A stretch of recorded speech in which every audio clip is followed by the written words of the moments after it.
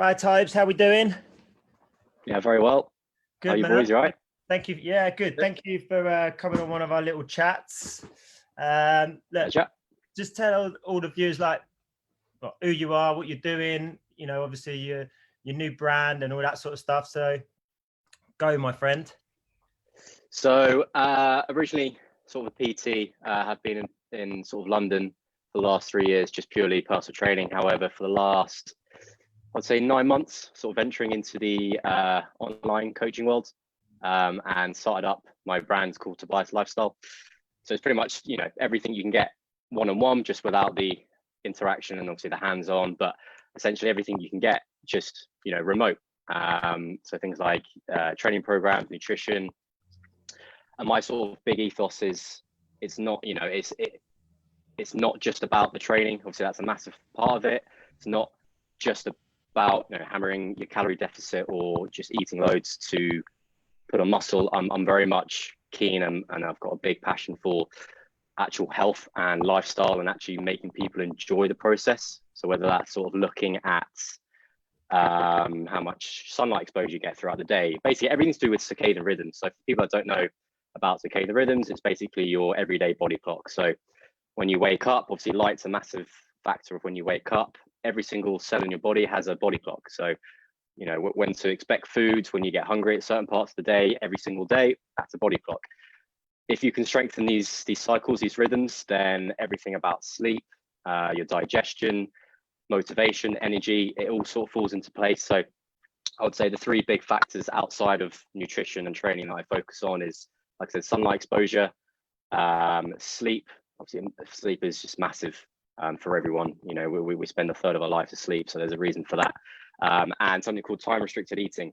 So it's not necessarily intermittent fasting. So I don't say to people that, we're going to skip a meal. This is just simply have all your calories just within a 8 to 12 hour window. And again, it's just all to do with aligning digestion of food actually when your food is, when your body is expecting it.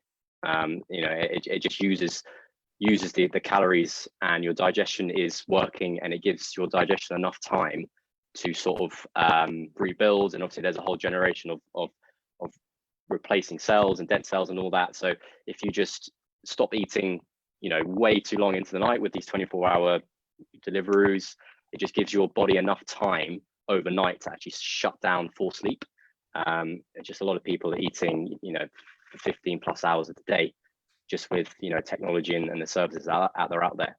So that's sort of a general of where I come from, and actually trying to look at every part of trying to improve someone's life and make the process a lot easier, a lot more enjoyable, and actually sustainable, rather than just hammering calories and making people feel shit really, and low energy and miserable and whatnot. So that's where the sort of Tobias lifestyle. So what you're saying is your title is about fat loss and muscle building. Is not just about calories in, calories out. You're saying that we've got to start looking at our sleep quality, our own circadian rhythm. That's the kind of that's the way that you're generating fat loss or muscle building. Is that kind of what you're saying? Yeah.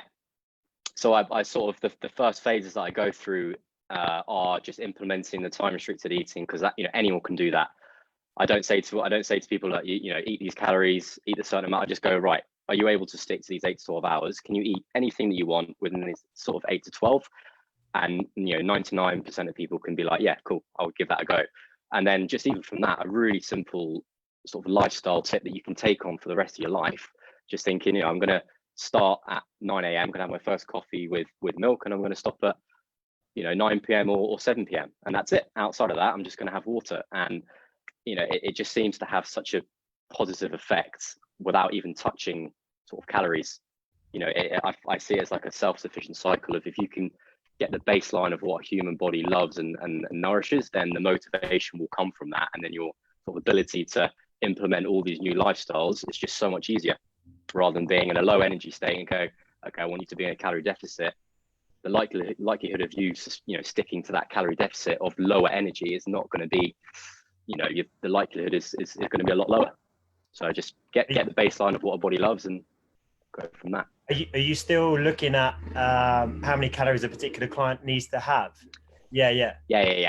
So once I go through sort of phase one of implementing the time restricted eating and the sleep, and if we can, work out a good routine that someone can stick to, sometimes it's a week, sometimes it's 4 weeks. Everyone's different of how quickly they pick up these easy lifestyles. And then we go, right, and then we start digging into, okay, cool, have you tracked calories? Yes or no? If not, no problem.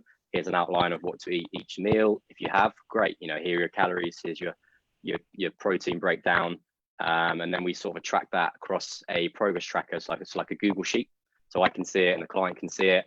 Easy, like a traffic light system. If they've hit their window, it goes green. If they've eaten outside of it, it goes red. So, it's just a really simple way to keep them accountable and for me to go, okay, cool, I know where to work on sort of week by week. Okay, so it's a really good thing. It's just try and keep everything simple. I mean, it's quite easy to say, do a window. And what you'll find with most people, when you say to eat between these times, they'll actually reduce their calories anyway, because, they're not snacking at late at night, or they're not, having a first morning snack. Yeah. So, and sort of, there's that's a big aspect of, people are reducing calories without even knowing it. Yeah. However, there's quite a few studies on, there's a few on humans, but there's initially on the time restricted eating, there was a big sort of influx of studies on mice. So it might not be obviously directly correlated, but with mice, they gave, in this one particular study, they gave the same amount of foods to two groups of mice. One, they could eat throughout 24 hours, and the other one, they gave the exact same amount of calories within an 8 to 12 hour window. And that diet, in 11,000 other publications, gave mice sort of severe healthline issues. However, because they ate all those calories within that certain window, they actually managed to lose fat and lose weight, even though it was the same amount of calories as the other group. So that study just came across as like, okay, what you eat is important, but however, the timings of it when your body's expecting it and actually utilize it is, that might need a little bit more sort of thought for other people, which I found really interesting. Would you sort of, just go back to circadian rhythm and about how our eyes get exposed to the sunlight, that's the trigger that allows that process to happen. If I wake up, so well, definitely myself, if I wake up at 5 going to work for 6, my first meal is at 5:30 in the morning, but I haven't actually been outside yet. Would you say that 5:30 is my starting time to restrict? So I do that 10 hours from 5:30, or? Yeah, again, it's purely up to everyone's lifestyle.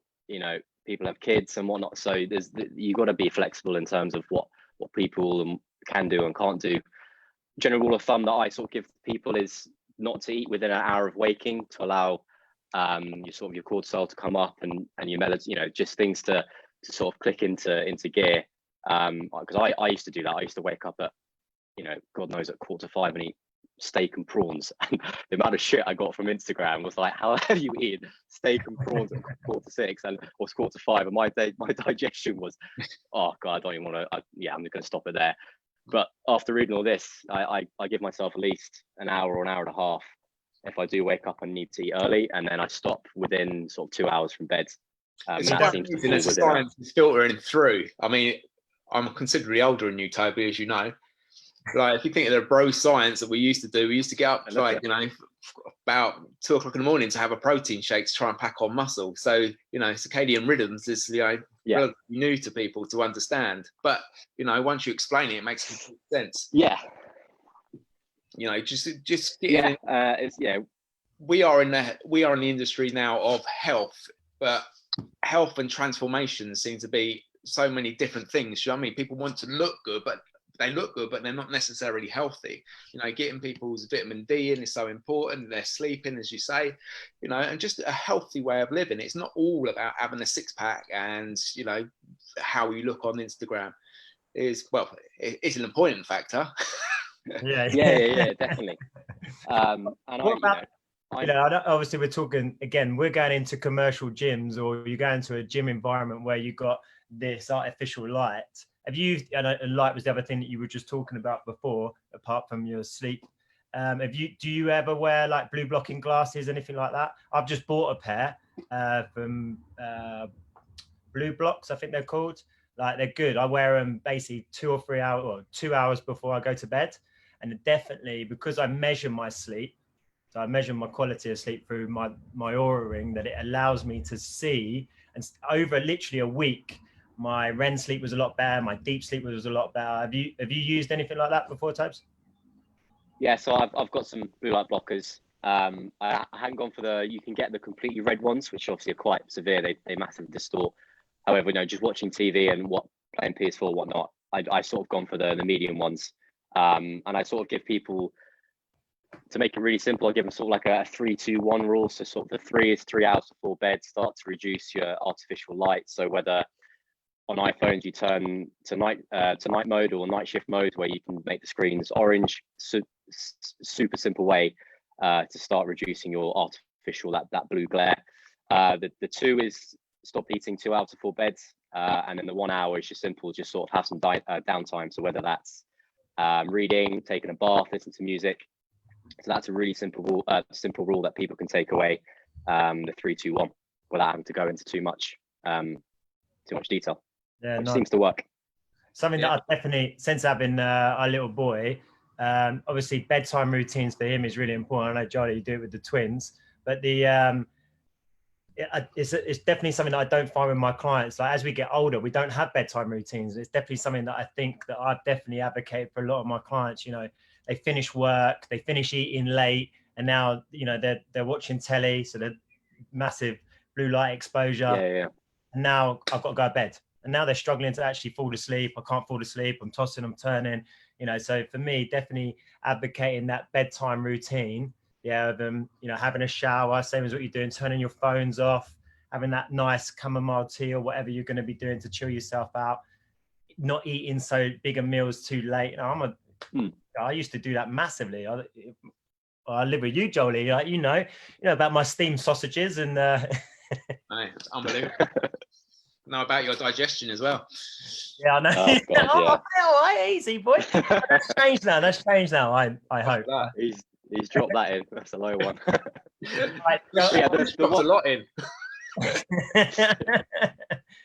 So, Tobes, what about if I was, just to give you a little scenario. So if I was a client just coming on board for you and I wanted to have weight loss, what would be sort of your protocol that you would do for me? So the first thing when sort of coming on board, I'd get you to fill out quite a comprehensive sort of questionnaire, which just gives me a really simple background, or give me an insight to your background. So whether how long you're eating for, what do you perceive your nutrition at, or what do you perceive your sleep at? The amount of people that say 5 out of 5, and then I go, look, I mean, dig deep in it, and it's just shit. And it's just people's perception of what they think, whether they don't want to come across as sort of being a bit shit and not sort of owning that they don't sleep very well. But I always find that interesting. But yeah, once you've done the questionnaire, go through the call.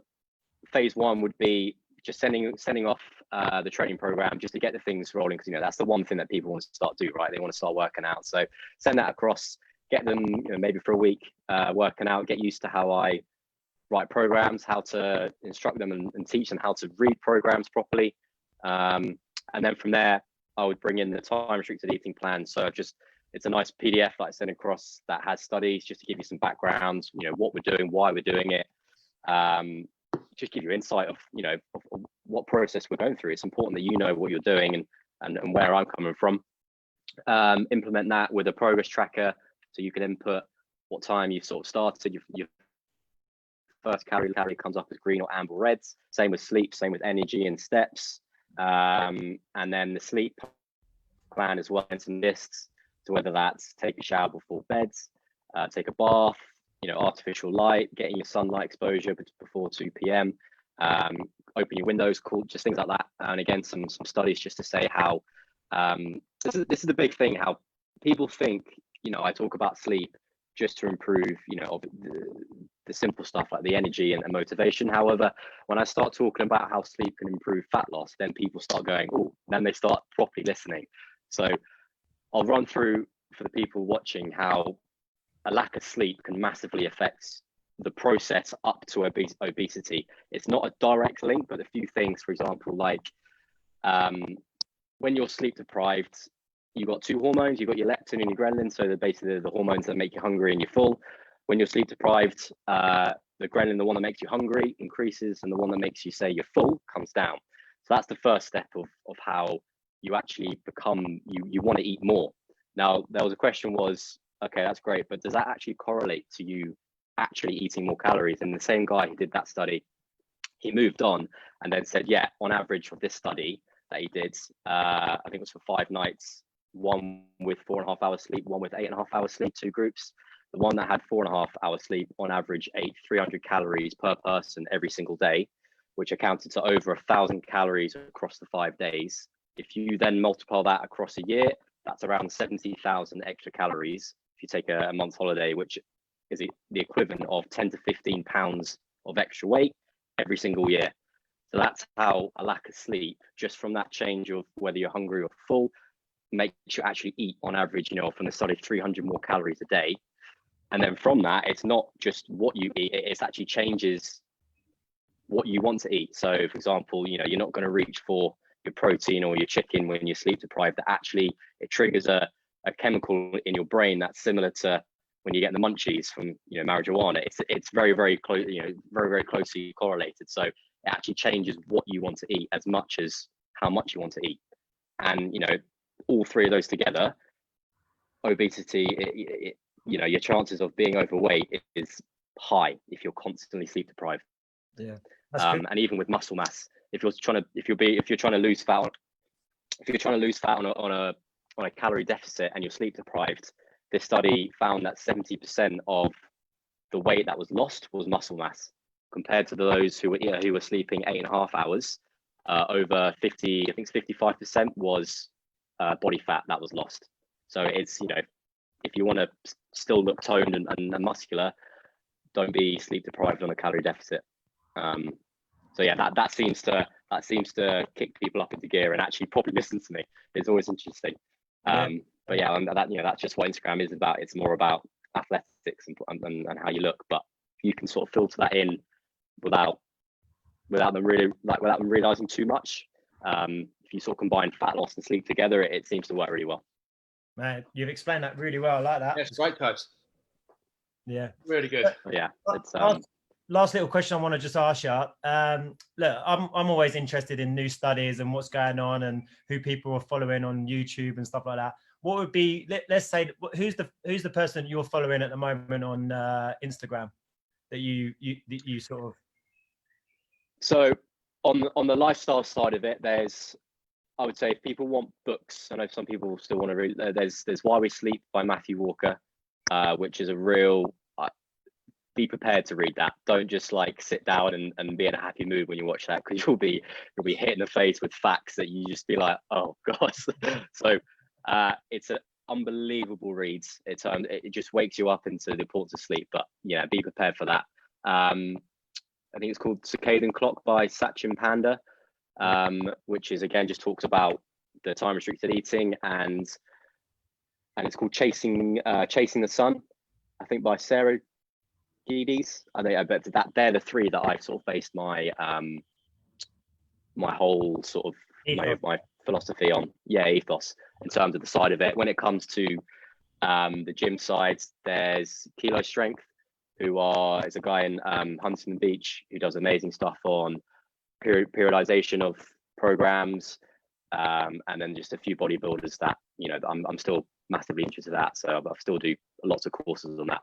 So I don't want to be just about the lifestyle. I've still got decent amount of experience on the actual programming and the exercise, and been a PT for a while now. So just trying to combine the 2 expertise and to give off the best quality service that I can. Nice one, Tabs. Yes, mate. Yeah, going all right though. Yeah, you're looking good, man. You're looking good. It's time to move forward for you. I'm excited. I'm excited to see what the next venture is for you. Yeah, I mean, I feel like I feel like all of us are probably, if you can take advantage of the situation that we're in, we're in a lucky position, aren't we, so that we can easily transfer everyone to Zoom. It hasn't felt like it's been a massive transition for me. It's helped me out well, and I think you boys are doing well on the Zoom side. So I think PTs can survive. Just you've got to be switched on and and take advantage of the situation that we're in. But yeah, it's a tricky time. Cool, man. Right. I appreciate your time, Tobes. Thanks, Right, thanks for the chat. No worries. We'll speak again, No yeah? worries. Definitely. Yeah. Some great information. Anyone that's watching, just if you want to look me up on Instagram or Facebook, it's Tobias Lifestyle _, and you'll see this picture of literally this, just with more hair. Yeah, I've got a bit crazy, but yeah, look for that picture, and yeah, you can just see what else I talk about. But yeah, I hope you enjoyed. Instagram, Cheers, yeah? boys, for that. Instagram? Instagram or Facebook. Yeah, both Tobias Lifestyle, and I should come up. Hopefully there's not too many out there. But yeah, cheers, boys, for this. It's been good. Nah, appreciate it, mate. Lovely. Cheers, Todd. No worries. See you later, boys. Take it easy. Have a good evening. You too, mate.